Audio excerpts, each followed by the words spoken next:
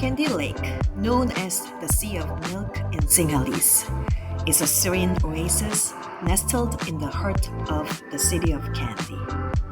It offers a tranquil escape from the bustling streets, perfect for a leisurely stroll or a peaceful boat ride.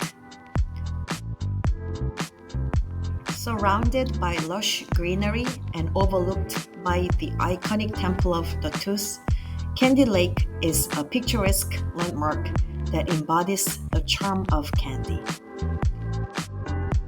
We hope you have the chance to experience its beauty firsthand soon. Thanks for watching.